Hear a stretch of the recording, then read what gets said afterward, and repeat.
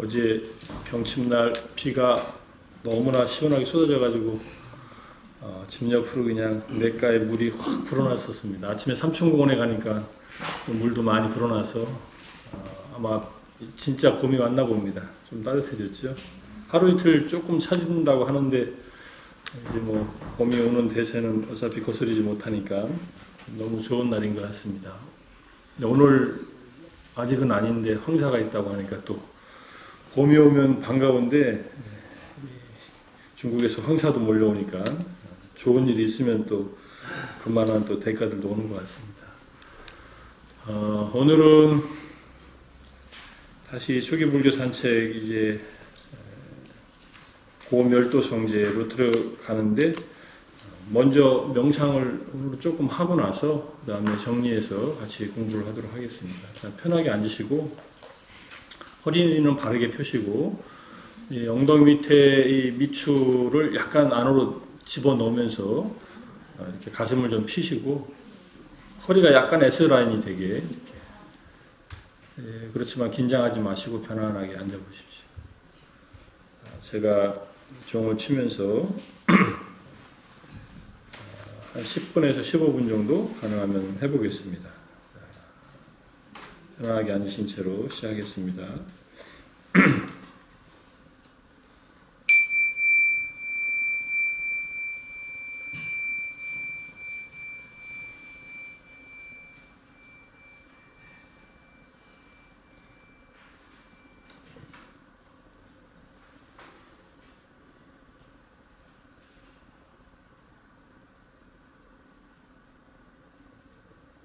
편안하고 자연스러운 호흡을 하시면서 지금 이 순간 내 몸은 어떤 상태이고 내 마음은 어떠한가 한번 그대로 돌아봅니다. 앉아있는 몸의 자세도 살피시고 몸에서 일어나는 감각들도 살피시고 마음속에서 생각이 일어나면 생각도 알아차려보고 들리는 소리들이 명확하면 들리는 소리도 알아차립니다. 그저 지금 이 순간에 일어나는 몸과 마음의 경험을 있는 그대로 받아들이면서 알아차려봅니다.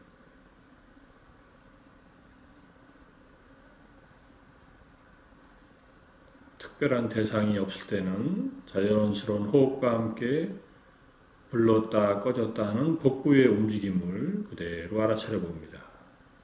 배가 불러올 때 부른다, 배가 꺼질 때 꺼진다. 가볍게 마음속으로 이름을 붙여가면서 알아차려도 좋습니다.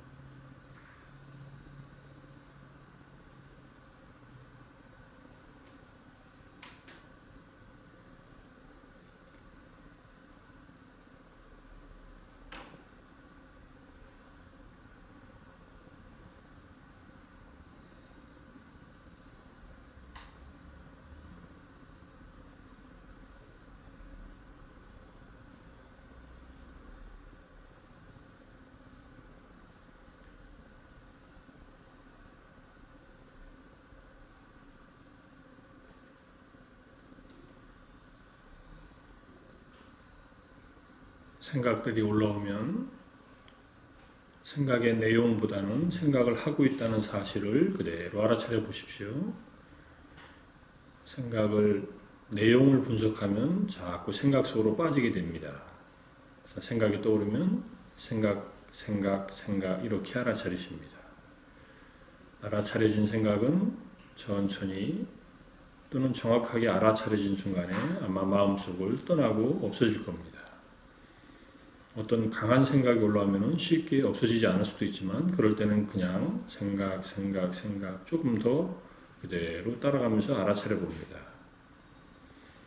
생각을 없애려고 알아차리는 게 아니라 알아차리면 생각은 가라앉습니다. 또 떠오르는 것도 자연스러운 일입니다. 그저 이 순간에 내 몸에서 마음에서 일어나는 일, 생기는 대로, 머무는 대로, 사라지는 대로 있는 그대로 알아차린다.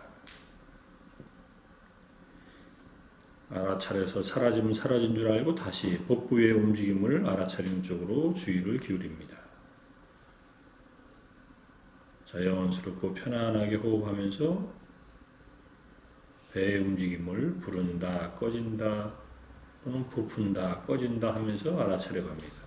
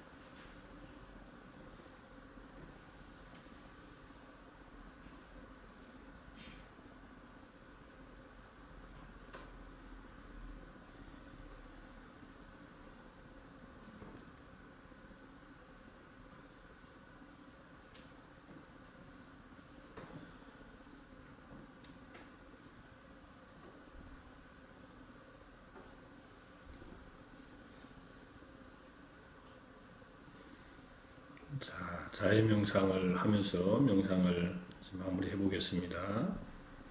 자, 먼저 내 자신을 향해서 따뜻하고 친절한 마음을 일으켜 봅니다. 마음속으로 다음과 같이 해봅니다.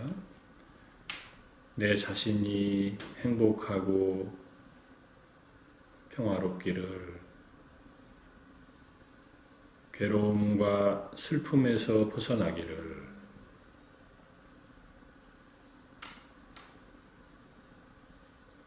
지금 여기 있는 내 자신을 향해서 나의 행복을 바라고 고통에서 벗어나기를 바라는 마음을 간절히 일으킵니다.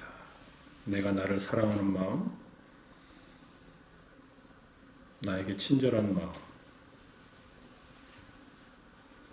나의 고통을 감싸 안고 그 어려운 나의 상황을 비난하지 말고 감싸 안으면서 나의 고통에서 내 스스로가 벗어나기를 바라는 마음을 일으킵니다.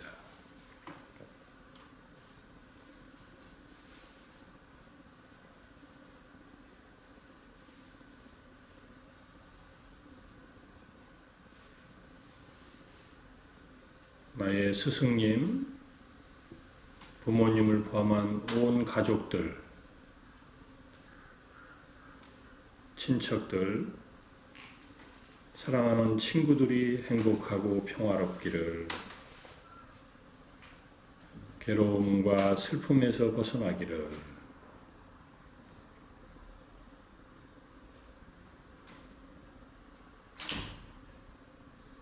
지금 이 자리에 모여 함께 정진하고 있는 모든 도반들이 행복하고 평화롭기를, 괴로움과 슬픔에서 벗어나기를,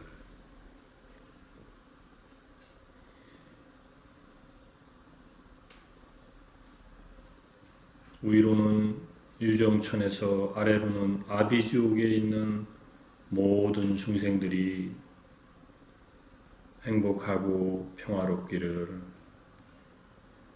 괴로움과 슬픔에서 벗어나기를, 모든 존재들이 행복하고 평화롭기를, 괴로움과 슬픔에서 벗어나기를,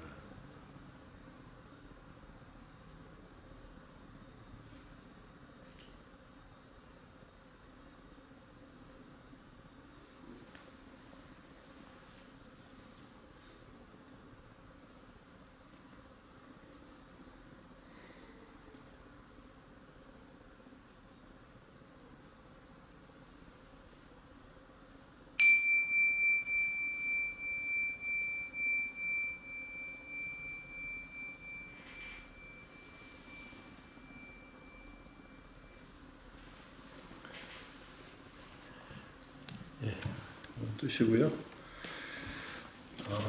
오래간만에 잠깐이라도 명상을 한 것 같습니다.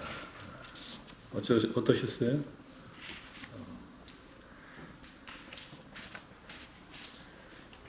수행은 이제 지금까지도 불교 공부를 쭉 하시고 수행들 하고 계시지만은 불자들한테 수행은 무슨 선택사항이 아닙니다. 수행이 불자들의 삶이다 이렇게 생각하시면 돼요. 그게 부처님의 가르침에 시종일관된 말씀이셨고 마지막 열반에 되실 때도 방일하지 말고 정진하라 이 말은 열심히 팔정도를 닦아라 이런 말이니까 내가 절에 와서 잠시 법해볼 동안이나마 좋은 마음을 일으키는 것은 다행이지만 생활 속에서 수행하지 않으면 수행엔 힘이 생기지 않습니다.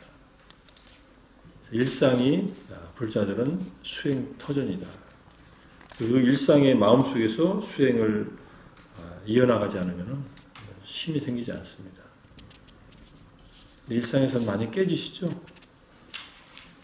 일상에서 가족들하고 같이 있으면서 수행이 막 잘 되세요?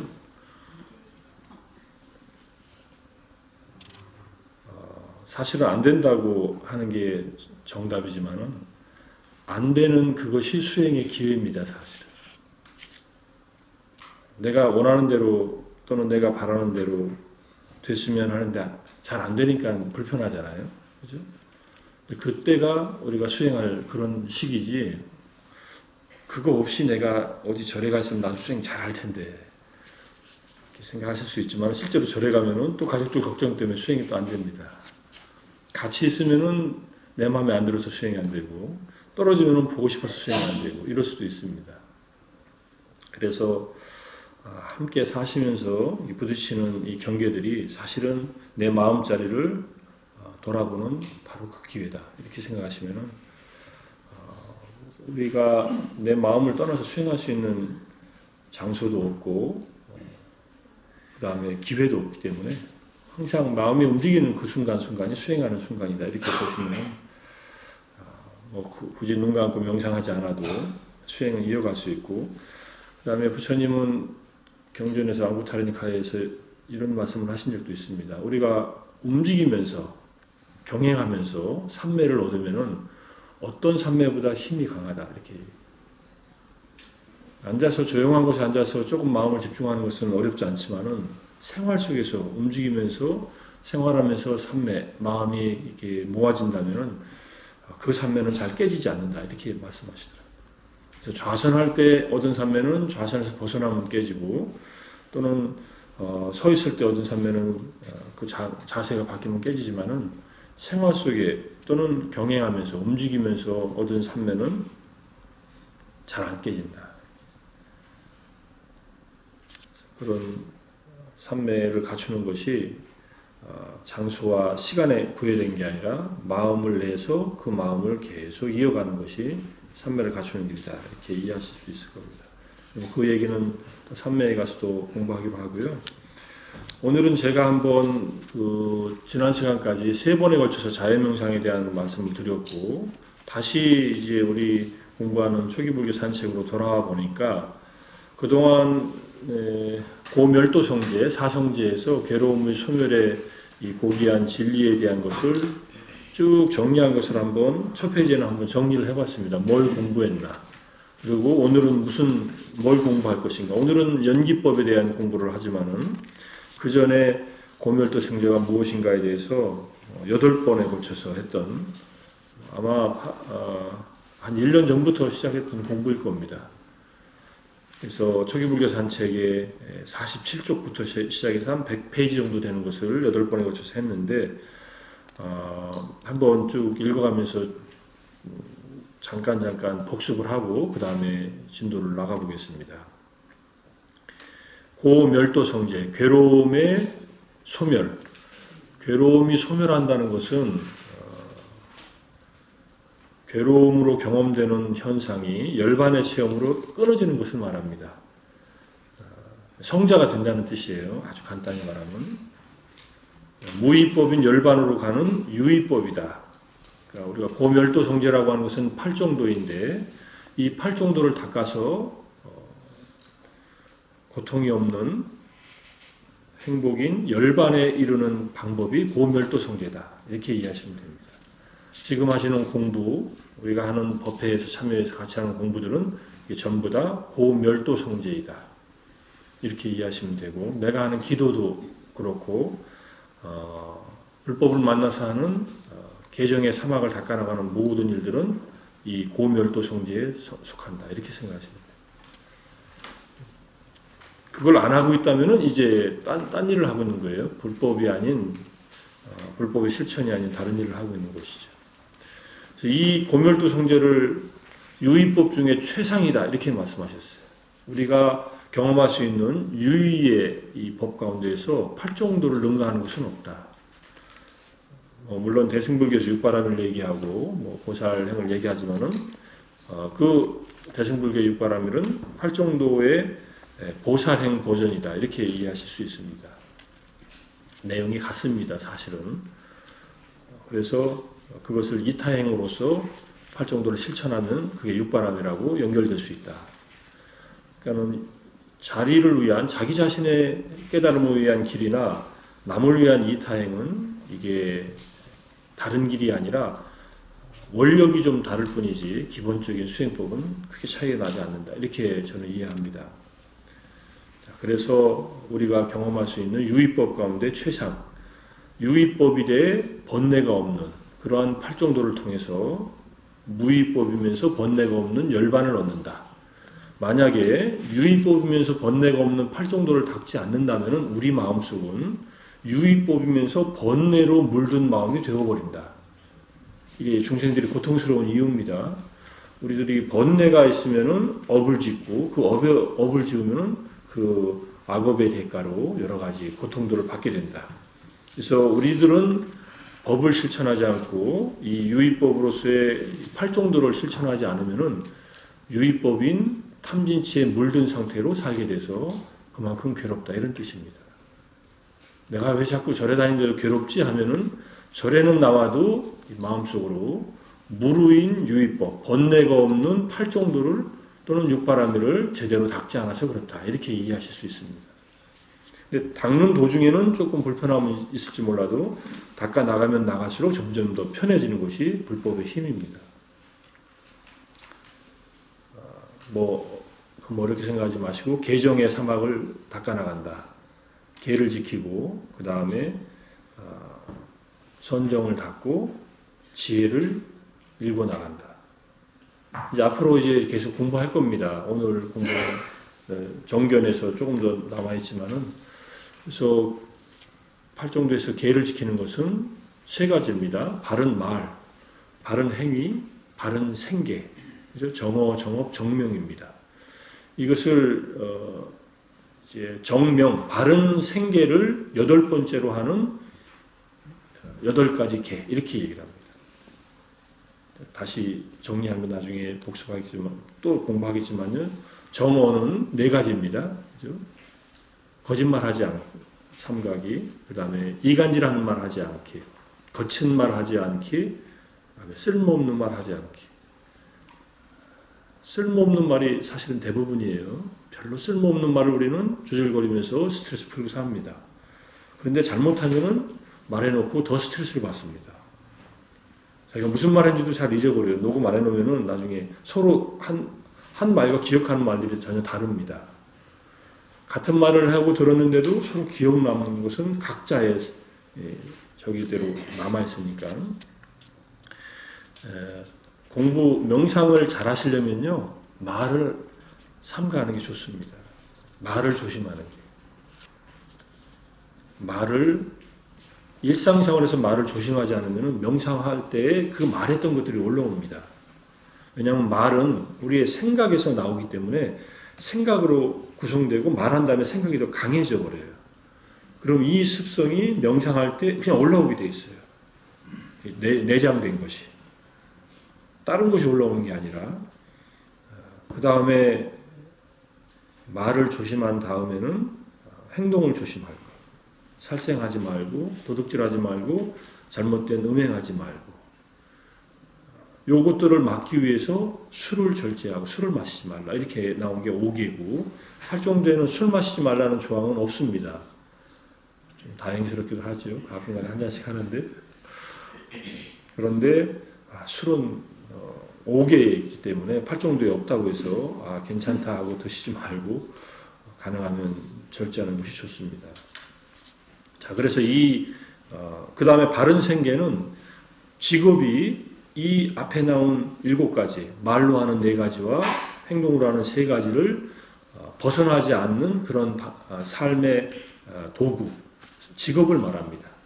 내가 직업을 갖고 사는데 매일 남에게 속이는 말을 해야 되고, 투자해서 이거 본전도 못 뽑을 것 같은데 7% 수익 난다, 8% 수익 난다 이렇게 거짓말하고, 요즘에 호텔 분양한다고 해서 뭐 소비자 리포트에 나온 거 보니까 한 장짜리 팜플렛에는 월 8% 이익 난다고 해서 1,000만 원대 투자하면은 그래서 거의 다 사기랍니다. 그렇게 수익 나는 것을 제가 이해할 때 저는 뭐 투자를 잘 못하지만은 남한테 소개할 일이 없습니다. 자기들이 빨리빨리 해서 자기들이 돈 벌어야지. 왜 그 좋은 기회를 남한테 그렇게 소개를 해요? 여러분들이 돈 벌 수 있는 좋은 기회가 있는데 남들한테 보시하고 남들이 내 친척이면 몰라요. 근데 일반인들한테 그 돈을 소개해가지고 소개한 사람만, 분양한 사람만 돈 벌고 투자한 사람들은 대부분 속머리 앓다가 여러 가지 고민하고 그런다 그러더라고요. 그리고 특히 연세 드신 분들, 정년퇴직에서 목돈은 조금 있는데 이거 어떻게 굴릴까 하다가 걷다 다 넣어놓고서 이제 이런 일로 직업을 잡으면 안 된다는 거예요. 정직하게 얘기하고 정직하게 돈을 벌면 되는 거지, 눈속임 해가지고 돈 버는 것은 남의 마음들에 상처를 주기 때문에 이거는 정당한 방법의 생계수단이 아니다. 그래서 생계수단을 바르게 하는 것은 굉장히 중요합니다. 제가자들은. 스님들은 생계수단을 제가자들의 보시에 의해서 살아가는 것이 기본이기 때문에 스님들은 큰 문제가 없지만은 제가자들은 이 직업에 있어서 굉장히 깊이 있게 생각해야 됩니다. 전에 어떤 분이 장어구이집을 하신다고 해서 하시다 그만두셨대요. 다행스럽게. 저한테 얘기할 때는 그만두셨다고 해서 잘 그만두셨다고. 식당을 하는 것은 괜찮습니다. 근데 생물을 잡아서 요리하는 것은 살생하고 관련됩니다. 그렇죠? 장어를 냉동장어를 사다가 이렇게 장사하면 되는데 가면은 장어들 이렇게 있고 그 자리에서 막 잡아주잖아요. 그런 것은 식당 주인이 살생을 하면서 자기가 돈을 벌기 때문에 그건 좋지 않습니다. 자, 이런 것들을 주의하지 않으면 불자로서 악업을 짓게 되는, 그래서 수행에 방해가 돼요. 또 한 가지 중요한 것, 말할 때 중요한 것 하나는 남을 비방하지 말 것. 특히 수행한 분들을 비방하지 말 것.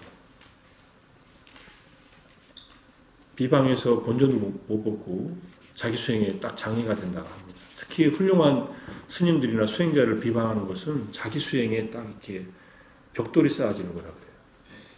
수행을 해도 잘 안 되면은요, 참회하고, 그 다음에 부처님께 참회하든, 큰 스님을 찾아가서 참회하든, 당사자를 찾아가서 참회하고 수행하는 것이, 이게 마음을 열어놓는 길이랍니다. 그래서 내 마음이 좀 안 들더라도 어떤 큰 스님이 말로 비방하지 말 것. 그냥 내 마음에 안 드는 걸 가슴속에 막 갖고 계세요. 아, 저분은 뭐 저러네, 마음에 좀 안 드네, 이러고 말아야지. 법문을 들었는데 뭐 그게 무슨 도인이냐는 둥 뭐 이렇게 얘기했다가 진짜 도인이면은 엄청난 손해를 보는 겁니다. 그래서 우리가 불자로서 살면서 잘못하면은 불교를 조금 알았다는 것이 오히려 자기 장애를 만들 수도 있어요. 그래서 자기가 수행의 길에서 문제가 생기지 않게 하려면은 남을 비방하는 게 중상모략이거든요. 아까 말씀드린 이간질하는 말하고 똑같은데, 그냥 옆집 사람을 중상모략하는 것도 나쁘지만 특히 훌륭한 수행자나 스승들을 비방하는 것은 잘 모르면은 그냥 모르는 채로 두시되 비방하지 말 것. 내 깜냥으로는 모르는 일들이 너무나 많습니다. 실제로 훌륭한 일을 하고 훌륭한 정진을 한 분들을 내가 다 헤아릴 수가 없습니다. 내가 확실하게 알면은 안 만큼 얘기하면 되는데 모르면서 남이 들은 말, 내가 내 견해에서 보고 들은 말로 이렇게 판단하고 평가하는 것은 많은 방해가 될 수 있다. 자, 그래서 그런 것들을 조심하셔야 된다는 얘기고요. 그 다음에 바른 8-2의 바른 이해 첫 번째는 사성제에 대해서 바르게 아는 것이 지혜다. 이게 지혜의 전체 답니다. 우리가 공부하는 불교의 지혜, 초기 불교의 지혜는 사성제를 제대로 아는 건데, 이게 괴로움은 있는 그대로 알고 괴로움의 원인은 끊어버리고 괴로움의 소멸인 열반은 이루고 괴로움의 소멸에 이르는 팔정도는 닦아야 되고, 이렇게 해서 완성시켜야만 사성제가 온전히 이해됐다고 할 수 있으니까 우리는 지금 우리가 하는 공부는 괴로움 자체에 대한 이해, 그리고 괴로움의 원인에 대한 이해만 충실히 해나가면은 그것이 팔정도를 가는 길이고 나중에 괴로움의 원인이 끊어지는 때가 온다. 이 때가 우리가 살아서 경험하면 얼마나 좋겠어요. 그죠? 경험하시면 좋겠죠. 경험하고 싶으세요? 근데 그 하고 싶다는 마음을 일으켜야 됩니다. 그 원을 일으키고 원을 일으키면요, 그 길들이 생깁니다. 마음속에서 좋은 쪽으로 계속 마음의 이 방향들을 일으켜야만 이 길들이 열립니다. 저는 이번에 미얀마에서 명상할 때 제 몸이 아픈 곳이 이렇게 세 군데가 쭉 한 일주일 지나니까 더 강하게 아파지더라고요. 근데 이게 아파지는 것이 이제 좋아지는 과정도 있지만은, 그래서 한국에 오면은 요가를 좀 해야겠다 하는 생각을 명상하다가 망상을 피웠습니다. 그래서 요가 학원을 다니까 요가 하는 방법 다 압니다, 저도. 어렸을 때 많이 해봤고. 근데 이거 혼자서 게을러서 이거 못하다가 지난 화요일 날부터 어떤 스님의 지도를 받으면서 2가지 동작으로 요가를 1시간 하는 것을 지금 화수, 목, 금, 토, 어제는 제가 일부러 쉬었고 한 4일간 했습니다. 너무 간단한 원리로 스님이 딱 압축해 놓은 건데 나중에 기회가 되면은 이렇게 한번 배우시는 것도 좋을 것 같아요. 연세가 많이 드셔도 하실 수 있고 하실 만큼 하실 수 있는데, 그거를 처음에 하니까는 하고 나서 바로는 목이 엄청나게 아프더라고요. 제 아픈 부분이. 그러더니 3시간이 지나니까 없어져 버렸어요. 이거 신기하다. 왜 아프다가 없어졌지? 그러니까 아픈 것은 그 부분이 이제 이렇게 치유가 되는 과정에서 아픈 거고, 그 다음에 없어져 버리더라고요. 그리고 지금은 이제 몸이 굉장히 좋습니다. 그거 하면서부터 제가 사실은 다시 미얀마처럼 오후 불식을 하고 있는데, 오후 불식이 너무 좋은 거예요.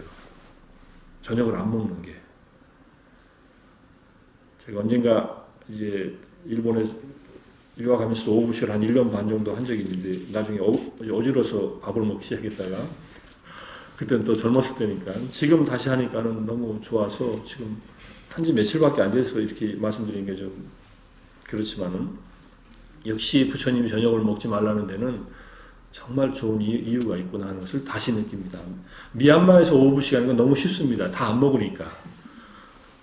그걸 어기고 방에서 몰래 땅콩 같은 거 먹는 분들도 있어요. 그거는 허기는 가실지는 몰라도 그건 계를 어기는 일이라서 거기서 수행에는 도움이 안 되는데, 저는 이제 일상생활에서 5계는 지키려고 하는 노력은 열심히 하고 있지만은 한번 8계를 지켜보자.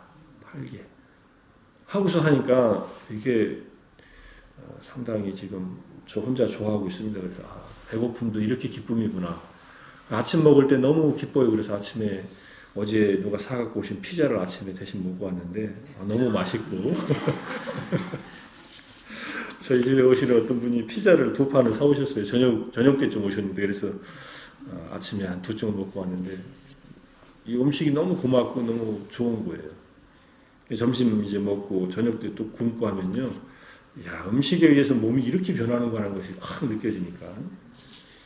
그래서 계를 지키는 일이 여기서 지금 아까 말씀드린 4가지 고귀한 진리 말씀드리다가 이렇게 했지만은, 고집열도의 사성제 전체가 완전하게 파악되는 이 일을 위해서 우리는 계도 지키고 선정도 닦고 그 다음에 계속 공부를 하는 겁니다. 그 과정에서 계를 튼튼히 한다는 것은 정말로 중요하다. 그 다음에 선정을 닦고 지혜를 닦아나간다. 이렇게 이해하시고, 그 다음에 온전함과 온전치 못함에 대한 이거는 이제 10선업과 10불선업을 이해하는 겁니다. 불교를 이해한다는 것은 무엇이 나에게 유익하고 무엇이 나에게 해로운지를 분명하게 알아야 됩니다. 아까 말씀드린 계에다가 그 다음에 탐욕과 분노와 사견을 덜어내는 작업, 이것이 10선업입니다. 5계를 지키면 인간으로 다시 태어날 수 있고, 10선업을 닦으면 천상에 간다. 그리고 8계를 자주 닦으면 천상에 간다. 8계는 10선업을 닦는 가장 중요한 토대입니다.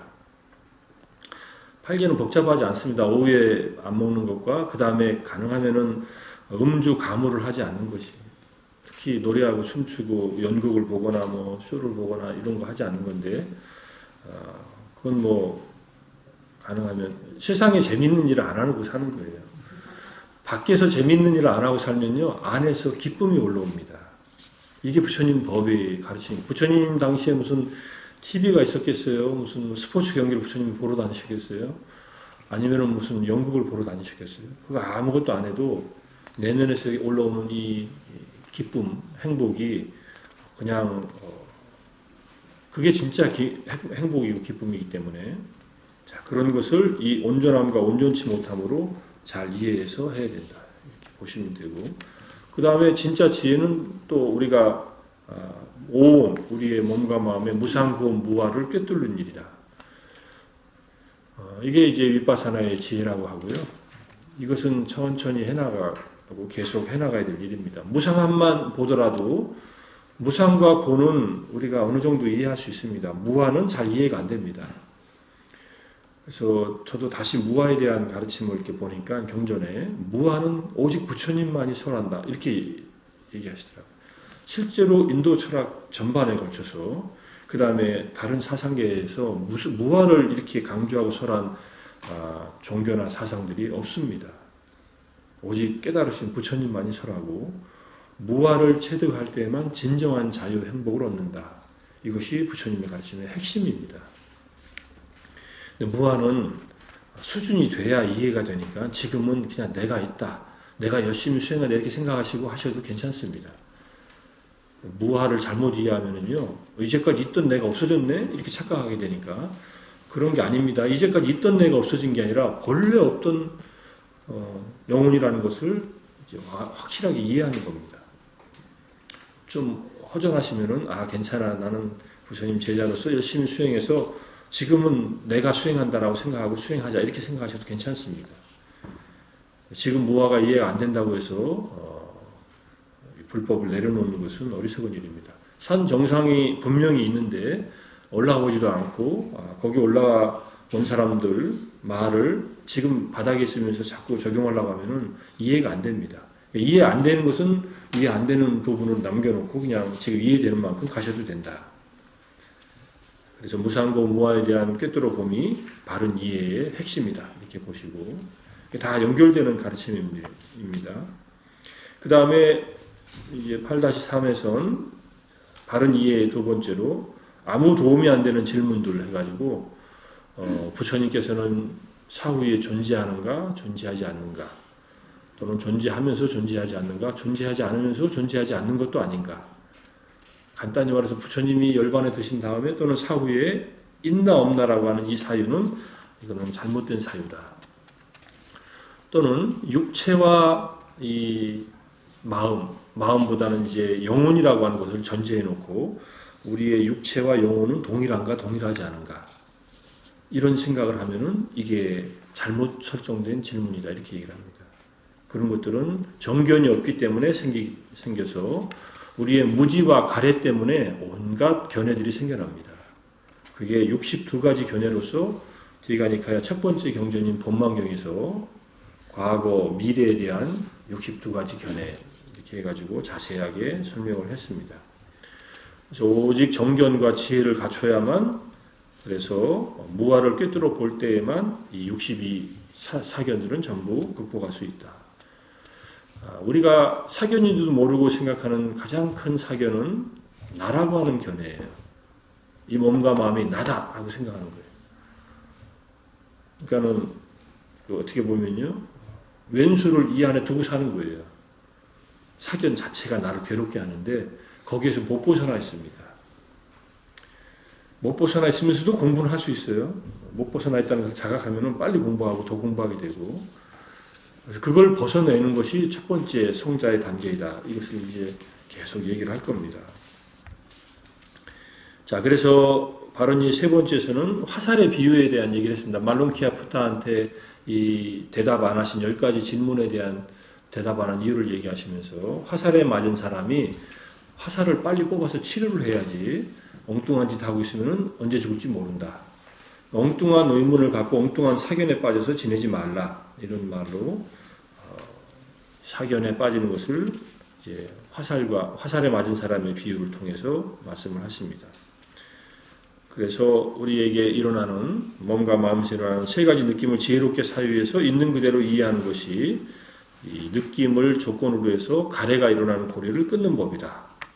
그래서 우리는 무명과 가래 이 두 가지 번뇌 또는 더 가래가 더 강화된 집착이라고 하는 번뇌 때문에 끊임없이 고통의 삶을 반복하는데 그것을 끊어내는 것이 결국은 무명과 가래를 내려놓는 길이고 우리의 실제 수행에서는 가래를 덜어내는 일부터 시작한다. 무명은 마지막에 깨지는 번뇌이기 때문에 무명도 알기 어렵습니다. 자기가 어리석은 줄 모른다는 사실 자체도 자각하기 어렵기 때문에 무명은 쉽지 않으니까 일단은 가래를 조심하라 얘기했어요. 감각적 쾌락에 대한 가래, 존재에 대한 가래, 비존재에 대한 가래. 이 말씀드렸듯이 가장 우리를 고통스럽게 하는 가래는요, 죽고자 하는 가래예요. 이것을 먼저 극복하려면은 감각적인 즐거움을 조금 경험하면서 그걸 극복하고, 감각적인 즐거움을 극복하려면은 선정 수행을 통해서 극복할 수밖에 없다. 그것도 극복해야 된다 이렇게 나가지만은 단계별로 가래가 한꺼번에 없어지지 않고, 내가 괴로울 때는 그래도 마음 편하게 해주는 좋은 사람 만나서 같이 맛있는 식사도 하고 좋은 구경도 하고, 이제 봄이 오면 꽃구경도 가고 하면서 마음을 좀 달랜 다음에, 그렇게 감각적으로 즐거워하는 것이 너무나 한계가 뻔하니까 마음속으로 깊은 명상을 하고 자해 명상을 하고 참선을 하시고 하면서 그걸 내려놓으면은, 이거는 감각적 쾌락과 비교가 안 되는 깊은 행복감을 맛보게 된다. 또는 기도를 열심히 하시는 것도 그렇고, 그런 다음에 존재에 대한 가래를 이제 내려놓고 이제 완전히 이제 지혜를 갖추면 된다. 이렇게 이해할 수 있을 겁니다.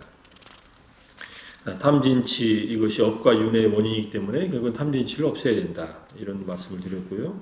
그 다음에 8-5번에서는 바른이의 네 번째, 이치에 맞지 않는 사유로부터 바르지 못한 견해가 생겨나기 때문에 이치에 맞는 지혜로운 사유를 해야 된다. 지혜로운 사유, 이치에 맞는 사유는 사성제에 대한 사유이다. 이렇게 정리를 했고요. 나나 자아관념에 근거한 사유이기 때문에 이치에 맞지 않는 사유이다. 우리는 근본적으로 이치에 맞지 않는 사유를 통해서 세상을 봅니다. 그게 나라고 하는 시각에서 세상을 보는 겁니다. 이것은 우리가 성자가 되기 전에는 벗어날 수 없습니다.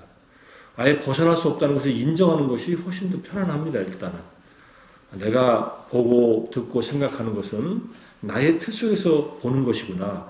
이건 한계가 있겠다. 근데 내가 같이 살고 있는 가족들도 각자의 틀에서 세상을 보거든요. 그러니까 이 틀이 부딪히는 거예요, 사실은. 그 틀이 약화되면 덜 부딪힙니다. 저 사람은 저렇게 보네? 나한테 이렇게 보이는데? 하면서 자기 얘기도 하고 남의 말도 들어줄 줄 알면은 이제 좀 더 소통이 됩니다. 그러기가 쉽지 않아요. 그래서 이 자아관념을 내놓는 것이 불교 공부에 아주 그냥 가장 중요한 일입니다. 가장 강력한 자아관념은 오온에 대한 집착으로서의 유신견을 말하는데, 그것을 내놓는 것이 결국은 성자이고, 위파사나 수행은 거기에 초점을 맞춰 있습니다. 자, 그래서 바른 이의 다섯 번째 8-6은 네 부류의 성자가 있다. 예류, 일례, 불안, 은공, 수타원, 사다함, 아나함, 아라한이 있고, 각각 10가지 족쇄, 우리를 이 윤회 세계에 붙들어오면 10가지 족쇄를 각각의 성자들이 3개를, 수타원에서 3개를 끊고, 사다함에서 2개를 더 약화시키고, 불안과에서는 5개를 끊고, 아란이 되면 10개를 끊는다. 기억은 안 나시지만 대략은 이해하시겠죠? 수다원에서 끊어지는 것은 견혹이라고 합니다. 견해에 대한 번뇌라고 해서 유신견, 계금치견, 의심, 이 3가지를 끊고, 사다함에서 더 약화되는 것은 탐욕과 분노가 약화되고, 아나함이 되면, 불안이 되면 이 5가지가 끊어지고, 아란이 되면은 이제 색계에 대한 가래, 무색계에 대한 가래, 암한심, 들뜸, 불안감, 그 다음에 무명까지 다 끊어집니다. 우리가 아라한이 전부에서 될 수 없습니다. 초기 불교의 가르침은 천천히 한 걸음 한 걸음 산을 올라가듯이 조금씩 번뇌가 덜어지면서 자유롭게 됩니다. 그러니까 제일 먼저 우리의 지혜를 갖고서 의심과 계금치견과 그 다음에 유신견을 끌어내는 작업을 하는 게 지금의 우리의 공부가 지향하는 바다, 이렇게 보시면 됩니다. 예류, 수타원이 되는 데는 2가지 길이 있다. 하나는 믿음으로 가는 길이 있고, 하나는 부처님의 이 법. 이때 법은 실천법으로서의 사마타 위파사나를 통해서 열반을 체험하는 그 수법행이 있습니다. 그래서 믿음이 강력한 이 유종들은요, 우리 시대에는 별로 없습니다, 실제로. 부처님 시대에는 많으셨어요. 부처님을 보자마자, 법문을 한번 듣자마자 믿음이 확고하게 서가지고 그 자리에서 수타원이 됩니다. 제자들도 많고요. 출가하신 분들도 많습니다. 그리고 나서 출가를 하고 제자가 되고 하는 분들이 너무나 많았습니다. 그게 믿음으로 가는 길인데 우리는 믿음이 지금 있어도 자기 믿음을 한번 돌아보세요. 내가 정말 신심이 확고한가? 돌아보면요. 긴가민가한. 내가 수십 년 절에 다녔는데 그래도 나는 신심이 돈독한 불자야. 근데 한번 돌아보세요. 진짜 뭘 믿고 있나? 부처님에게 기도 올리면은 좋은 어떤 그 결과가 나타난다는 인과를 믿고 있나? 아니면 수행하면 깨닫는다는 것을 믿고 있나? 아니면 부처님은 깨달았다는 사실을 나는 확실하게 믿나? 한번 돌이켜 보세요. 믿음의 정도는요, 지혜의 성숙 정도와 함께 이렇게 올라갑니다. 지혜가 성숙되지 않으면 믿음도 더 깊어지지 않습니다, 불교는. 그래서 믿음은 맹목적이어서 안 되고, 믿음의 근거를 알고, 그 다음에 이해해서 믿음을 더 높이고, 또 이해해서 더 높이고, 서로 상승작용 하도록 이렇게 가야 됩니다. 몇 차례 말씀드린 적이 있지만, 제가 부처님에 대한 믿음이 어느 정도 확실해졌을 때는 수행했을 때, 수행의 경험들이 막 나타났을 때, 그 경험으로 정말 행복하고 평온했을 때, 이런 것을 부처님께서 가르쳐 주셨구나. 그때는 너무 신심이 많이 나가지고, 부처님 할 때 이 비읍자만 생각해도 이렇게 눈물이 나고 그랬어요. 부하면은 눈물이 나고 그랬어요. 부처님께 절할 때. 왜냐하면 내 마음이 너무나 이 고요하고 행복한 상태를 늘 이렇게 수행 속에서 경험하고 있으니까 부처님이 너무나 고마운 거예요, 그냥. 그리고 신심이 그냥 솟아납니다. 한 일주일 갔습니다. 부하면서 이렇게 부자까지도 안 나오면서 이렇게 기쁨의 눈물이 나왔던 때가. 신심에 의한 그게 제 지혜가 이렇게 올라가면서 그것이 같이 이렇게 올라간다는 것을 딱 보겠더라고요. 수행을 안 하면 다시 이게 내려갑니다. 근데 내려가도 없어지지는 않습니다. 이 밑에 바닥선이 있어요. 자기가 경험했던 것이 다 사라진 건 아니니까. 그리고 다시 수행하면요, 다시 올라가기 시작해요. 이렇게. 부처님에게 간절하게 이렇게 절하는 마음도 우리 마음을 정화시킵니다. 그래서 믿음은 마음을 정화시키는 역할을 합니다. 순수한 믿음을 갖는다는 것은 굉장히 복된 일입니다. 근데 믿음이 이렇게 순수하지 않아요. 조건을 걸죠. 부처님, 제가 열심히 기도할 테니까 우리 가족들 건강하게 해주세요. 근데 기도 열심히 했는데 가족들이 아프면 어떻게 돼요? 실망하겠죠. 신심이 약해지겠죠. 종목을 바꿔봐. 이번에는 이번 혹시 모르니까 또 명동 성당에 가면 또 영험이 있을지 몰라. 이렇게 가서 또 성당에 가서 기도하실래요? 그래갖고 종목을 바꿔봐야 계속 왔다 갔다 할 수도 밖에 없을지도 모르니까. 그래서 불교에서는 가장 중요한 것은 이 믿음을 갖춰 나갈 때 자기 지혜를 함께 성숙시켜 나간다. 사다함, 아라함, 아라한까지 쭉 설명을 했습니다. 사다함은 대부분 몇 예가 나오지만은 제가자들도 많이 사다함이 돼가지고 나오는 경우도 많이 있습니다. 욕계 한 번 돌아오고 예류는 더 이상 인간 이하의 존재가 되지 않으니까 이제 좀 안심인명했다 이렇게 생각하시면 됩니다. 예류가 됐다는 것은 일곱생 안에 아라한이 되기 때문에 더 이상 비난받을 만한 나쁜 짓은 하지 않는다. 아직 번뇌는 남아있지만 아나함은 욕계에 돌아오지 않습니다. 색계 5정거천에서 아라한이 되는 분. 육가장자가 8가지 경이롭고 놀라운 법으로 아나함이 된 얘기가 나옵니다. 말씀을 드렸고요. 안구타라니카에 나오는 얘기. 그 다음에 아라한이 돼서 할 수 없는 일 9가지가 있다. 이게 이제 구경의 지혜로 번뇌가 당한 해탈한 아라한이 할 수 없는 일. 아라한이 할 수 없는 일은 아주 우리가 볼 때도 그렇게 어렵지 않습니다. 의도적으로 살생하지 않고, 의도적으로 도둑질하지 않고, 의도적으로 성행위하지 않고, 그 다음에 의도적으로 거짓말하지 않습니다. 이게 5개 중에 4가지가 수타원에서 확실하게 갖춰지지만 아라한이 되면은 더 이상 이제 이런 잘못을 저지르지 않는다. 그 다음에 제가자였을 때처럼 재물을 물건을 쌓아두고 용락에 빠지지 않는다. 그러니까 아라한들은 이 물건에 대한 탐욕심이 없습니다. 그러니까 뭔가 사람들한테 요구하지 않습니다. 이 제가자들한테 그래서 스님들은 요구하지 않게 되어 있어요. 계율상. 이게 아라한의 삶의 방식이 스님들, 아라한이 못된 아직 노력하고 있는 범부인 스님들한테 적용된 예입니다. 전에도 말씀드렸지만 계율에 의해서 스님들이 요구할 수 있는 사람은 가족한테는 요구할 수 있습니다. 가족들은 자기 아들이나 또는 뭐 형제 자매가 출가했을 때 지원해주고 싶지 않겠어요? 그러니까 내가 어디가 좀 아프니까 약 좀 사다 달라고 가족한테는 얘기할 수 있다. 그 다음에 자기를 후원자로서 자처한 분한테는 얘기할 수 있습니다. 그러니까 예컨대 제가 이제 지암 스님께 제가 스님의 후원자가 되겠습니다. 스님이 필요하신 건 뭐든지 말씀하십시오. 제가 지원해 드리겠습니다. 이렇게 서로 얘기가 오고 갔어요. 그런 다음에는 스님이 저한테 내가 뭐가 필요한데 공부하려고 하니까 노트가 필요하다. 요즘에 공책 잘 안 쓰지만 그러면 노트를 사다 드릴 수 있고 어떤 책이 필요하다 그러면 책도 사다 드릴 수 있고 이렇게 되어 있습니다. 이게 본래 계율에는 그렇게 되어 있어서 스님들이 제가자들한테 이거 하시오 저거 하시오 얘기 잘 안 합니다. 제가자들끼리는 할 수 있습니다. 그래서 우리 한국도 절에 화주보살들이 앉아가지고 기화불사하세요 이렇게 얘기하는지 모르겠지만은 자 그래서 아라한들은 재물을 쌓아놓고 욕심에 빠지지 않습니다. 그 다음에 탐욕은 물론 없지만 자기가 뭘 바라기 때문에 잘못된 일을 하지 않습니다. 이건 굉장히 중요한 일입니다.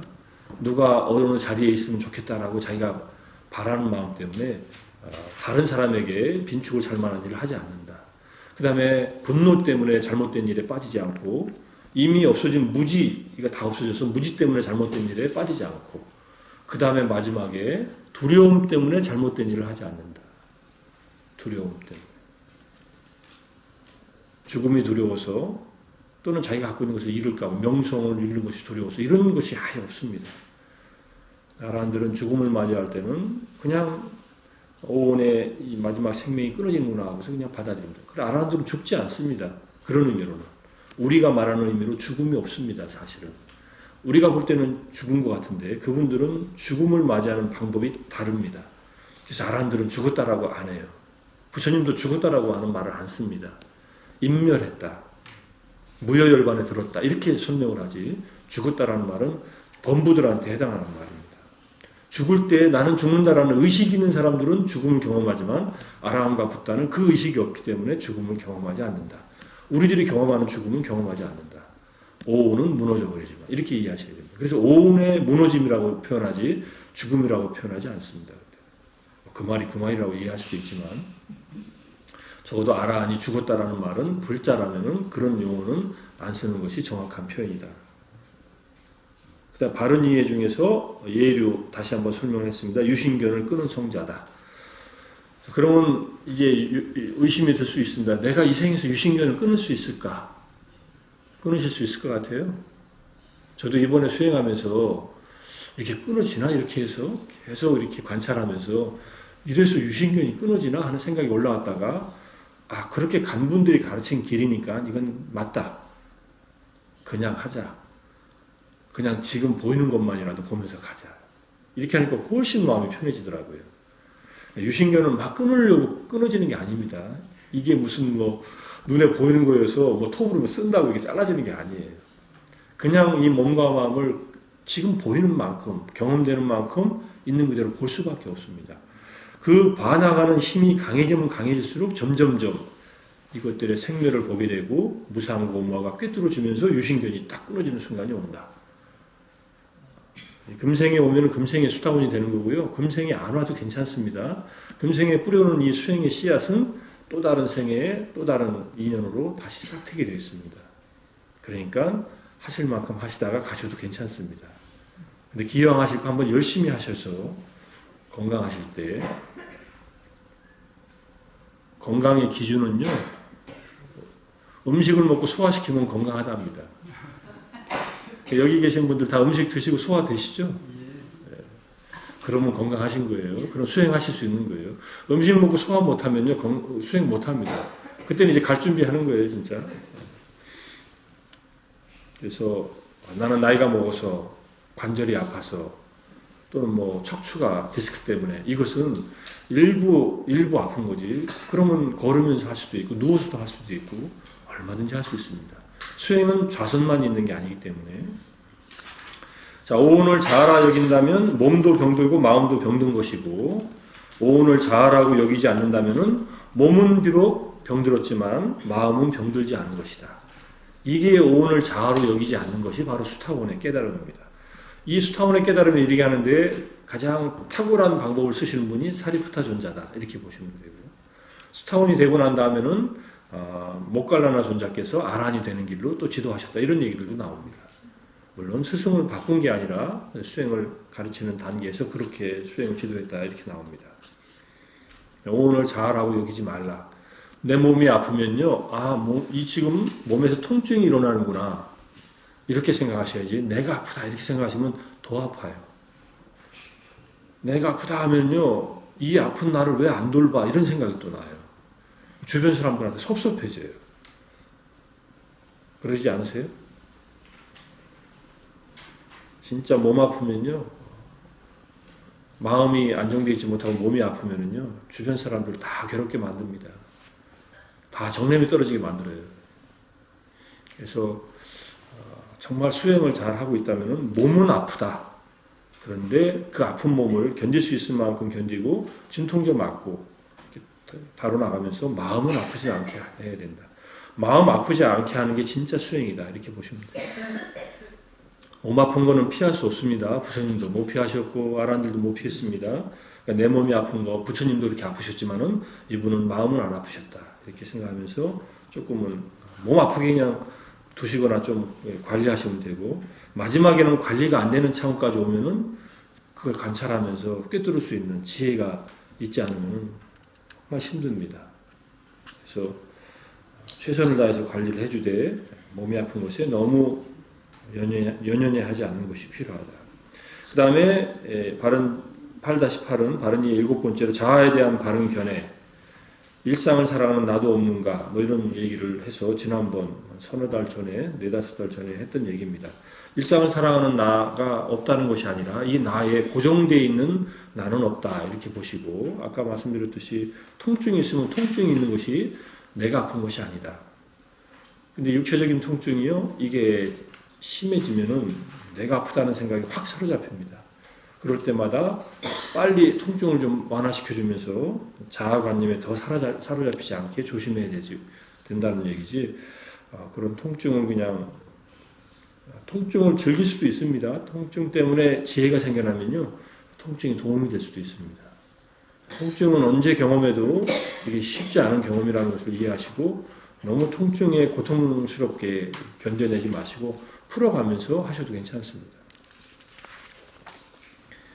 제가 그 요가 자세 한다는 거 이제 나중에 기회에 한번 같이 해보겠지만은 그 자세로 하니까는 4일밖에 안 했지만 이런 얘기해서 죄송하지만 저보고 한 2달만 하면은 될 거라고 스님이 얘기하시더라고요. 그래서 2달간 열심히 해보려고 하는데 어쨌든 우리 몸을 이렇게 경직되어 있는 것을 풀어주는 거예요. 아주 간단한 자세. 허리를 뒤로 굽혔다가 앞으로 굽혔다. 이거밖에 안 해요. 이거밖에 안 해요. 1시간 동안 천천히 더 천천히 하게 되고 알아차리면서 하게 되니까 이게 수행이 되더라고요. 이게 몸의 수행이 되더라고요. 제가 고등학교 1, 2학년 때 제 방에서 혼자서 열심히 그냥 물구나무 서기 하던 그 폼이 좀 조금씩 이제 기억이 나면서 우리 몸이 사실은 기억하고 있어요. 그래서 젊으실 때 하신 분들은 다시 이걸 얼마든지 하실 수 있으니까. 자, 그 다음에 뒷페이지가 오늘 공부할 내용이라서 오늘 공부할 내용은 이제 연기법에 대한 어려운 내용이라서 어려운 내용이지만 우리가 이해할 수 있는 만큼만 같이 공유하면서 가겠습니다. 자, 이게 144쪽에 나오는 얘기인데 연기를 보는 자는 법을 본다. 법을 보는 자는 연기를 본다. 이게 마티마티카에 나오는 말씀입니다. 연기법, 12연기, 무명, 행식부터 시작하는 연기의 법을 보면 법을 본다고 했는데 이게 정확하게 이 주석서에 이렇게 나와 있습니다. 연기를 보는 자는 무엇을 보는 것이냐? 조건에 의해서 생겨난 법을 보는 것이다. 자, 지금 우리가 연기에 대해서 이해했다면요, 그 조건에서 생겨난 이 물질의 현상들이 있는 그대로 보인다는 얘기입니다. 내 몸이 있는 그대로 보이는 거예요. 몸과 마음의 관계성들이 보이는 거예요. 이 관계를 보면요, 그 다음에 더 이상 거기에 내가 여기 이렇게 존재하게 하는 어떤 절대자가 있어서 내가 존재하는 게 아니고 내가 이렇게 말하고 행동하는데 누가 시켜서 하는 것이 아니라 보고 듣고 생각하는 것에 조건화돼서 이런 말과 이런 행동을 하고 그런 말과 행동을 한 결과 이런 것들이 생긴다는 것이 점점 더 명확해진다는 그런 얘기입니다. 근데 이 조건 관계는 잘 안 보입니다, 사실은. 이거를 완전하게 본 분은 부처님밖에 없습니다. 이걸 우리가 보려고 노력하면요, 잘 안 보이기 때문에 혼돈에 빠집니다. 그래서 견해에 빠진다는 거예요, 잘못된 견해. 근데 현자들은 행위를 업을 보고 연기를 보는 자로서 행위와 그 과보를 잘 알고 있다. 수타니파타에 나오는 개성인데 우리의 업이 우리의 행위가 어떤 결과들을 나타내는가 이거는 깨달은 자만이 알 수 있다 이런 뜻입니다. 자, 그래서 연기를 보는 것은 연기에 의해서 생겨난 법들을 보는 것이다. 그런 법들을 제대로 보면은 연기의 이치를 이해하게 된다. 불교의 핵심 가르침의 내용은 뭐 사성제라고 이렇게 얘기하는 것이 기본이지만은 그 근본에는 연기의 가르침, 연기설이 있습니다. 연기는 부처님이 만들어내거나 누가 만들어낸 것이 아니라 발견하신 그냥 세상의 이치입니다. 모든 것은 조건 때문에 생겨나고 그 조건이 사라지면 사라진다 이런 뜻입니다. 자, 내가 오늘 이런 그 마음속에 불편함이 일어나는 것은 조건이 있기 때문에 일어난다는 거예요. 근데 그 무슨 조건인지는 잘 모르지만 조건이 있었기 때문에 지금 현재 일어나고 있는 일들이 일어난다. 조건을 알면은요, 시시비비가 가라앉는답니다. 실제로. 그러니까 부처님은 싸우지 않아요, 누구하고도. 누가 부처님을 비난하더라도 그 사람하고 싸우지 않습니다. 저 사람은 왜 비난하는 줄 알기 때문에. 자기의 무지에 의해서 그랬던 부처님이 전생에 뭔가 잘못해서 비난을 받던 그냥 그대로 받아들입니다. 그리고 마음속에 뭐 불편함도 없어요.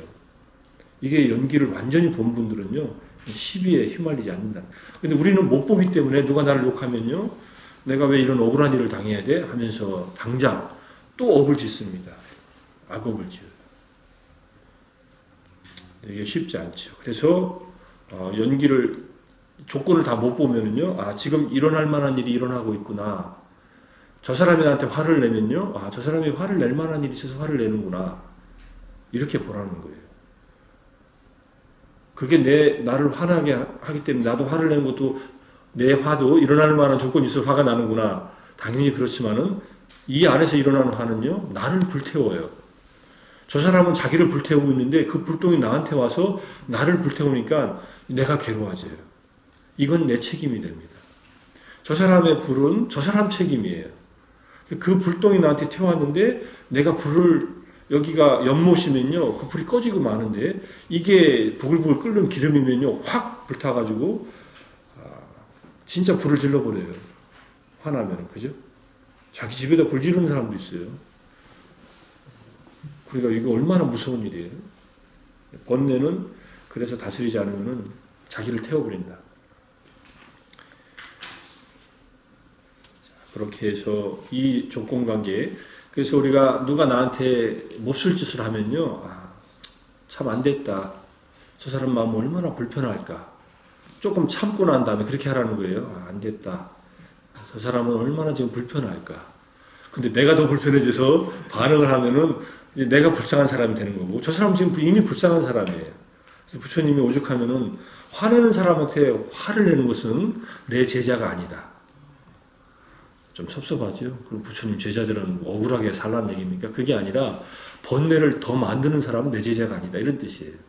그러니까 빨리 정신 차려라 이런 뜻이고, 화내는 사람, 나를 힘들게 하는 사람한테는 인내한 다음에 연민의 마음을 먼저 가져라. 저 사람 참 힘들겠다. 이걸 말로 하면 너 힘들지? 이렇게 말을 이렇게 쉽게 하지 말고 일단 마음속으로 그러고 그 다음에 당신이 그 괴로움에서 벗어났으면 좋겠다. 그 다음에 행복해졌으면 좋겠다. 이렇게 마음을 먹고서 좀 기다리라는 얘기입니다. 이게 기다려야지 판단하고서 그렇게 화내면 네가 괴롭지 않니? 이렇게 하면요 효과 없습니다. 아는 인간이 나한테 그렇게 했어 이렇게 당장 나와요. 그러니까 그러지 말고 조금 기다려주고 좀 견뎌주면은 본인이 가라앉을 때까지 좀 견뎌준 다음에 그 다음에 이제 풀어주는 얘기를 해야 되는데 잘 못해서 맞불을 놓는 게 우리 중생들의 삶입니다. 맞불을 놓으면 점점 양쪽 다 괴로워지니까 그러지 말라 이렇게 부처님이 사신 삶을 우리에게도 가르쳐 주신 거고요. 그 다음에 법을 보는 자는 열애를 본다. 이게 재밌는 말이 나옵니다. 밑에 바칼리 수타라고 하는 상유타니카야 22의 87경에 담맘 파사티 소맘 파사티 요맘 파사티 소 담맘 파사티. 여기서 담마가 법이고 파사티가 본다고, 소는 그는 맘 나를 본다. 그때 부처님이 바칼리 비구한테 한 말이니까 나를 본다. 그러니까 법을 본 자는 나인 열애를 보고, 요 마음 파사티 나를 본 그 사람은 소 그는 담만 파사티 법을 본다. 이렇게 얘기해. 바칼리 비구가 몸이 너무 아파가지고요, 부처님을 뵙기를 간절하게 원하는데 아프니까 움직일 수가 없습니다. 그러니까 부처님이 문병으로 옵니다. 문병으로 와서 몸은 어떠냐, 힘들지 않느냐, 이렇게 다 부처님께서 이렇게 얘기한 다음에, 바칼리야, 이 무상에서 이제 병들어서 죽을 이 열의 육신을 본다는 것이 무슨 의미가 있느냐? 그러니까 나를 보려면은 법을 봐야 된다. 이때 법은 무위법으로서 열반을 말한다고 또 할 수 있습니다. 열반을 체험하면은 바로 열애를 만나는 것이다. 이렇게 보시면은 이 담마를 본다는 것은 간단한 일은 아닙니다. 깊은 붓다가 체험한 그 담마를 보는 것이 진짜 열애를 만나는 것이, 부처님 가사자락을 졸졸졸 붙잡고 평생을 쫓아다녀도 수행을 안 하면은 열애는 볼 수 없다. 이렇게 얘기하는 거예요. 평생을 불교신자라 하더라도 진짜 이 무위법을 경험하지 못하면은 우리는 부처님을 만난 것이 아니다. 본 것이 아니다. 이렇게 이해할 수도 있습니다. 불상을 본 것이죠. 그죠? 저 불상 뒤에 있는 붓다를 진짜 보려면은요, 내 마음속에서 이 열반, 무위법에 대한 체험을 해야 된다. 이런 뜻입니다. 그 길을 우리는 가고 있는 중이니까. 자, 그래서 마음과 육체를 비롯하여 여러 가지 현상들의 상호 의존적인 발생관계, 연기적인 이 이치를 깨닫는 자는 괴로움의 생존에서 벗어나는 진리로서 열반이라는 법을 얻는 것이다. 이렇게 보시면, 우리가 공부하는 것은요, 그 열반을 향해서 가는 길이다. 연기의 이치는 우리 삶과 동떨어진 진리가 아니라 바로 한순간 한순간 마음의 일어남과 몸의 움직임에서 확인되는 진리입니다. 근데 다 안 보입니다. 그래서 내 지혜가 성숙한 만큼만 보이니까 그만큼씩 보면서 가면 됩니다. 월반하려고 하지 마세요. 월반하려고 하다가는 지쳐서 못 갑니다. 이제 산을 등산하기 시작한 사람이 꼭대기에 올라가는 생각만 하면요, 힘 빠져서 못 갑니다. 그냥 한 걸음 한 걸음 가다 보면요, 조금 더 올라가고 조금 더 올라가다가 정상에 도달하게 되니까. 근데 그 길이 바른 길이라는 것은 자기가 확신을 하고 믿고 가야 돼요. 중간중간 점검도 받아야 되고. 자, 자신의 마음과 육체에서 직접 연기법을 이해하고 체득했다는 것은 자신의 마음과 육체의 본질을, 이 본질은 무상고무아라는 본질을 직접적으로 꿰뚫어 보았음을 의미합니다. 이 무상고무아를 꿰뚫어 보는 지혜, 이것이 위파사나 지혜라고 합니다. 자, 업을 이해하기도 연기법을 이해하기도 쉬운 일은 아닙니다. 부처님께서는 연기법이라는 것이 너무나 미묘하고 복잡하게 얽혀 있어서 중생들이 그것을 다 이해하기는 어렵다고 말씀하셨습니다. 중생들이 자기의 업과 그 과보를 다 이해하려면요, 머리가 쪼개진다 그랬어요. 쉽게 말하면 골치 아프다는 얘기입니다. 이게 이 복잡계 이론, 이거하고 같습니다. 요즘에 빅데이터 나와서 여러 가지를 분석하고 있지만 그거보다 훨씬 복잡합니다. 우리의 업에 연관된 관계들은. 그래서 열애나 이해할 수 있는 것을 이해하려고 애쓰지 말고 지금 일어나는 일만이라도 잘 살피고 열애가 충고한 이 개정의 사막을 잘 닦아라, 이렇게 이해할 수 있습니다. 아난다 존자께서 한때 연기의 이치를 곰곰이 생각한 다음에 이렇게 얘기를 합니다. 세존이시여, 이 연기는 참으로 심오합니다. 심오하게 드러납니다. 그리고 제게는 분명하고 또 분명한 것으로 드러납니다. 이렇게 아난존자가 얘기합니다. 아난존자는 이제 연기법에 대한 이해를 했다라고 생각해서 이렇게 얘기를 하니까 부처님께서 하시는 말씀이, 아난다여, 그와 같이 말하지 말라. 이 연기는 참으로 심오하다. 참으로 심오하게 드러난다. 이 말은 아난존자는 아직 연기법을 다 깨닫지 못했다는 그런 의미입니다. 왜냐하면 아난존자는 부처님 열반하실 때까지 수타원이었습니다. 연기법을 깨달았다고 정확하게 얘기할 수 있는 어느 정도는 이제 수타원의 깨달음에서도 열반을 체험했기 때문에 알았다고 할 수 있지만은 아라한이 돼야 됩니다.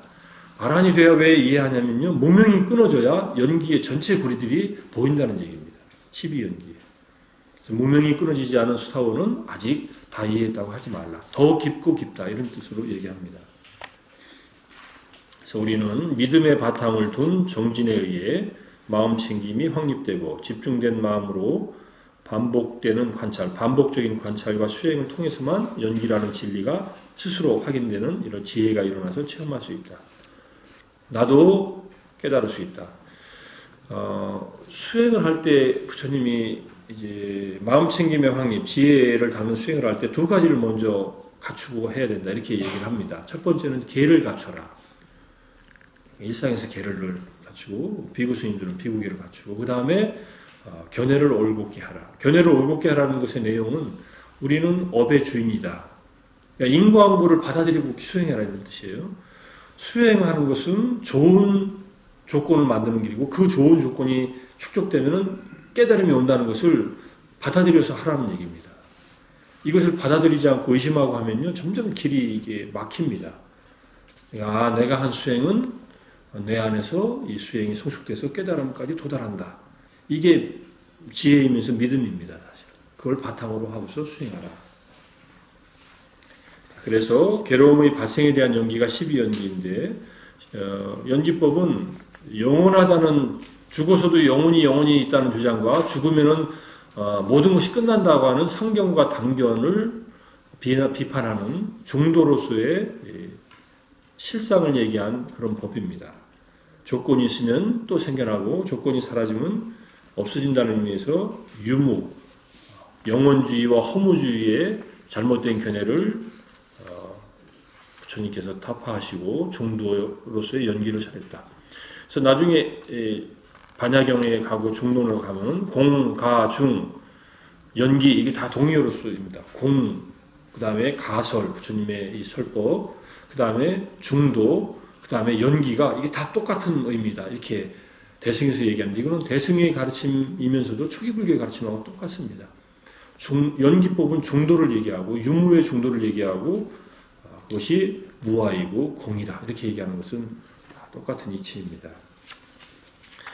그 다음에 조건에 의한 발생이 괴로움의 발생 과정이다. 무명이 있음으로써 행이 일어나고 행이 있음으로 식이 있음으로 명색, 명색이 있음으로 유기, 유기이 있음으로 촉, 촉이 있음으로 수, 수가 있음으로 가래, 가래가 있음으로 취, 취가 있음으로 존재, 유가 있음으로 생, 생이 있음으로 노사, 우비곤의 온갖 괴로움들이 생겨난다.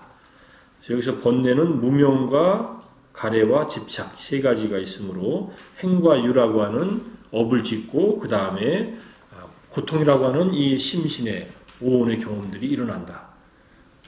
이건 나중에 더 자세히 또 설명하겠습니다. 자세히 설명해도 어차피 잘 이해가 안 되니까 이해하시는 만큼만 이해하셔요.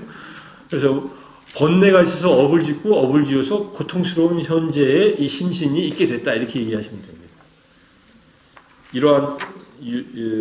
이러한 이제 괴로움의 발생 과정으로서의 윤회는 천신도 범천도 누가 만든 것도 아니다. 조건에 의존된 갖가지 현상들만이 펼쳐지는 것이다. 이 오온 안에 조건이 있어서 새로운 오온들이 계속 만들어진다. 이렇게 본 겁니다.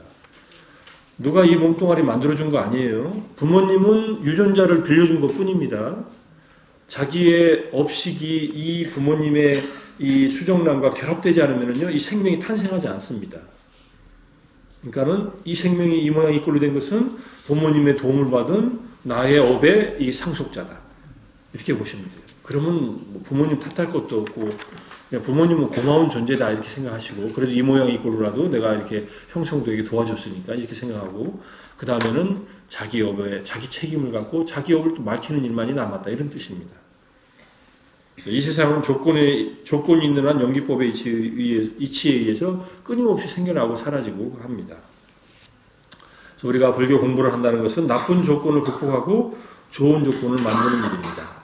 지금 앉아서 같이 공부하시느라고 다리가 아프신 것도 좋은 조건을 만드는 약간의 부작용이라고 생각하시고 어쨌든 연기라고 하는 것은 현실에서 내 삶에서 일어나는 조건관계를 살피는 일에서부터 시작하라.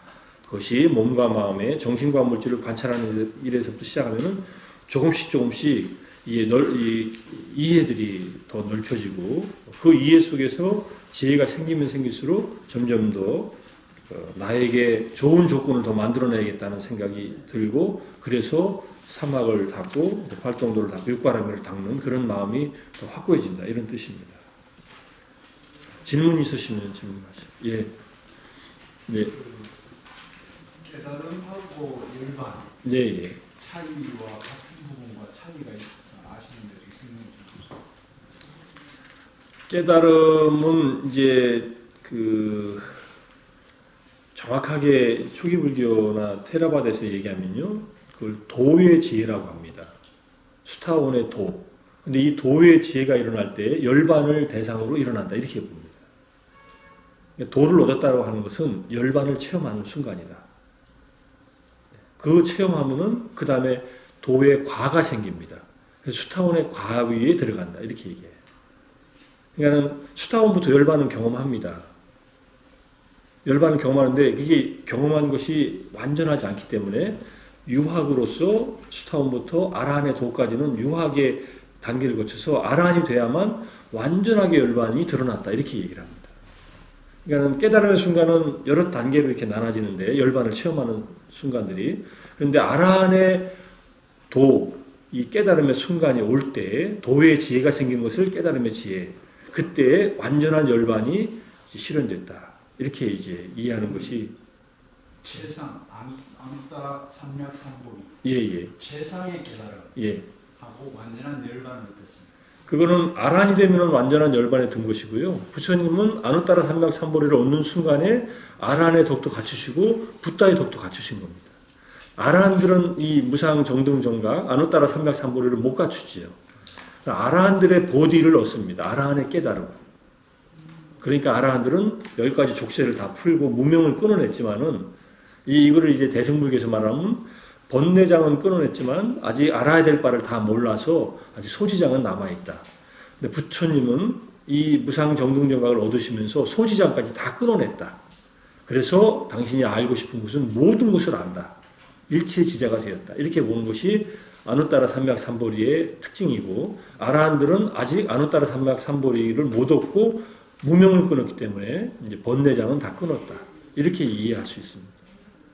우리들이 보살행을 닦으면은 아누따라 삼맥삼보리를 얻으면서 모든 번뇌장, 소지장을 다 끊는 것이 되고, 아니 아란이 되는 길을 가면은 번뇌장을 끊으면서 이제 그 상태에서 열반에 든다. 이렇게 이해하는 것이 초기 불교인데, 나중에 대승으로 보면은 이 아란들도 다시 수행해서 보살도를 닦아서 붓다가 될 수 있다라고 얘기하는 것이 법화경의 사상입니다.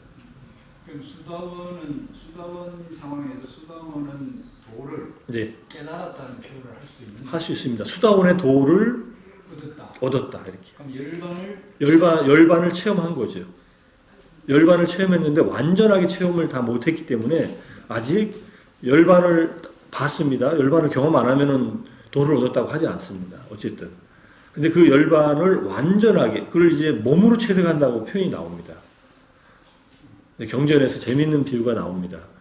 이제 사막을 지나서 우물 있는 데 왔는데 우물을 딱 보니까 물이 있어요. 물을 보자마자 환희심이 생길 거 아니에요? 아, 물이 있다. 이게 열반을 본 겁니다. 근데 물을 마셔야 이게 갈증이 완전히 가시죠. 아라한은 물을 완전히 마셔서 완전히 갈증이 가신 상태고 수타원부터는 우물이 멀리서 보아서 우물이 있고 물이 있다는 것을 파악하는 것이 열반을 처음에 경험하는 것이다. 이렇게 비유로서 이해하면 그렇게 할 수 있습니다. 그래서 어떤 스님이 이제 열반을 보았다고 하지만 나는 아직 아라한은 아니다. 이렇게 이 경전에 나라다 경이라고 하는 경전이 있습니다. 상주타니카에 나오는 경전. 그래서 그 스님은 아라함이 됐고 한 스님은 아라한이 됐다라고 하는 이 경전 내에서 설명이 나옵니다. 열반을 몸으로 완전히 체득한 상태가 아라한이고 그 전 단계에서는 열반이라는 것을 체득을 하는데 완전하게 체득했기 때문에 도를 얻은 것입니다. 일종의 각각의 도를 얻은 것이죠. 수타원의 도의 지혜가 얻은 것을 깨달았다고 한다면 근데 그 깨달음이 아직 완성되지 않고 더 수행을 해서 이제 아라한의 도까지 가야 된다. 이렇게 보는 거죠. 예. 8-3이요. 바른 이해. 십무기. 예. 십무기를 신무기요. 아까 말씀드린 열애가 사후에 존재하냐 존재하지 않느냐, 존재하면서도 존재하지 않느냐, 존재하지 않으면서 존재하지 않지도 않느냐, 이것이 네 가지고요.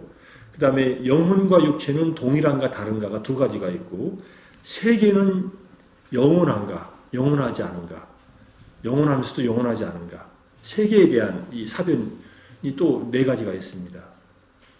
그래가지고 10가지가 되고요. 또 좀 늘어나서 14무기가 되기도 합니다. 조항들이 좀 더 늘어나서.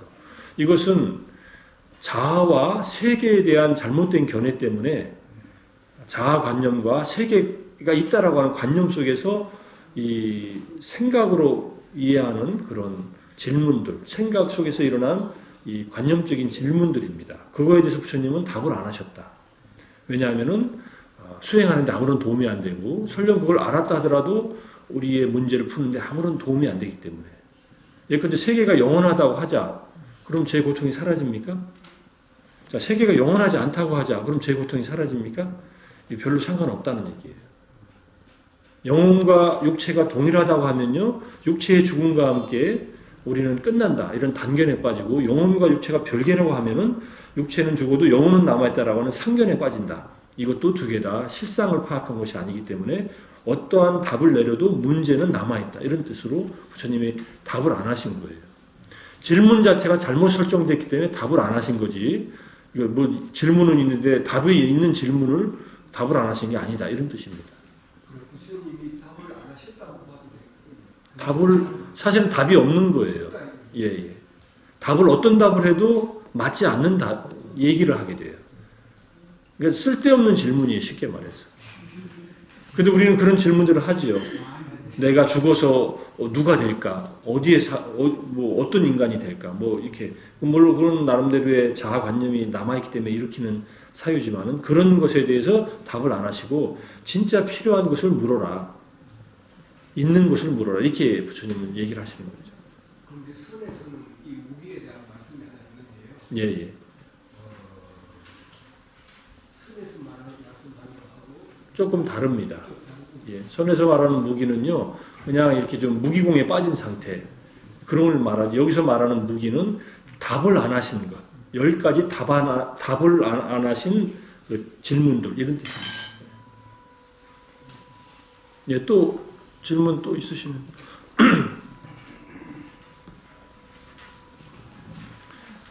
괜찮으세요? 질문 이제 없으세요? 질문하시려면은 깊이 생각을 하셔야 질문이 나오니까. 예, 오늘은 여기까지 하고요. 다음에 또 그 다음 진도 또 나가겠습니다. 예, 감사합니다. 자리에서